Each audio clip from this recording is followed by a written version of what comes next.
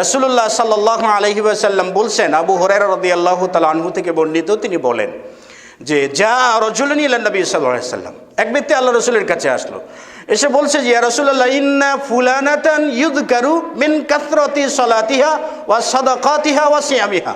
ইয়া রাসূলুল্লাহ, অমুক একজন মহিলা আছে, সে মহিলা খুব বেশি বেশি সালাত আদায় করে, খুব বেশি বেশি সিয়াম পালন করে, খুব বেশি বেশি দান করে। দান করা, সালাত আদায় করা, সিয়াম পালন করার ব্যাপারে তার প্রসিদ্ধিতা আছে, খুব পরিচিত সে। মানুষের মুখে মুখে যে সে খুব ভালো সালাত আদা করে, সিয়াম পালন করে, দান খয়রাত করে, মানুষের মুখে মুখে সে পরিচিত, দানবীর হিসেবে পরিচিত।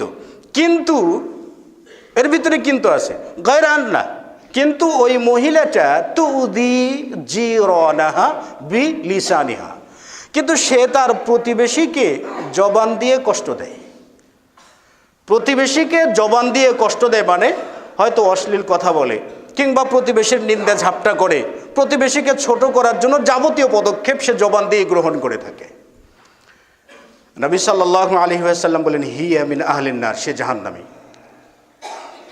সুম্মা ইযকারু আন্না ফুলানাতান, অতঃপর উল্লেখ করা হলো ইয়া রাসূলুল্লাহ আরেকজন মহিলা আছে, ইযকারু মিন কিল্লাতি সালাতিহা ওয়া সিয়ামিহা ওয়া সাদাকাতিহা, একজন মহিলা আছে যে সদকাও করে কম, সালাতও খুব একটা বেশি আদায় করে না, শুধু ফরজগুলো আদায় করে, ও সিয়ামিহা, এবং অল্প অল্পই সিয়াম পালন করে, দান খয়রাত তেমন করতে পারে না, একটা পনিরের ছোট্ট একটা অংশ পরিমাণ সে দান করে, এতটুকু পরিমাণ সে দান করে। এবং বললেন গায়রা আন্না ইয়া রাসূলুল্লাহ, কিন্তু এই মহিলাটা সে লা তুদি জিরানাহা বিলিসানিহা, তার জবান দিয়ে তার প্রতিবেশীকে কখনো কষ্ট দেয় না, কখনো তুচ্ছ মনে করে কিছু বলে না, সমালোচনা করে না, কাউকে কষ্ট দেয় না। এই মহিলাটা, রাসূল সাল্লাল্লাহু আলাইহি ওয়াসাল্লাম বললেন হিয়া ফিল জান্নাহ, সে জান্নাতি। সুবহানাল্লাহ। মহিলা দুজন আল্লাহ রাসূলের সামনে উপস্থাপিত হলো, কয়জন?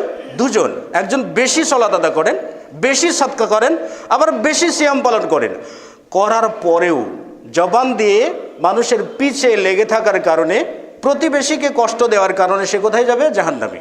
আর একজন মহিলা অল্প ইবাদত করে, অল্প দান করে, কিন্তু জবান দিয়ে কাউকে কষ্ট দেয় না, বিধায় সে জান্নাতি।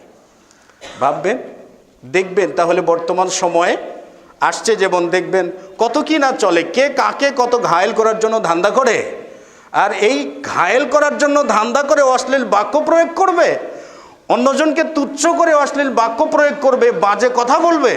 আবার এই মুসলিম ভাইরাই দুভাগে বিভক্ত হয়ে হা হা বলেই কি তাদের রায়টাকে সমর্থন দেবে।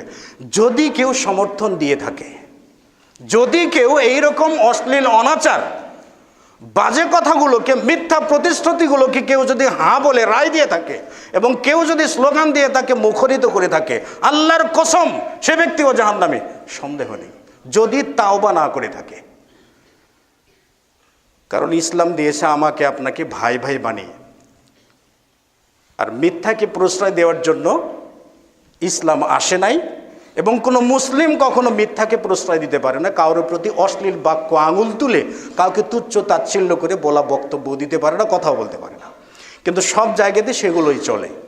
তাহলে বলুন এই সাইডটা থেকে আপনারা কি করবেন, বা আমাদের কি করা উচিত, বা আমরা কি করব?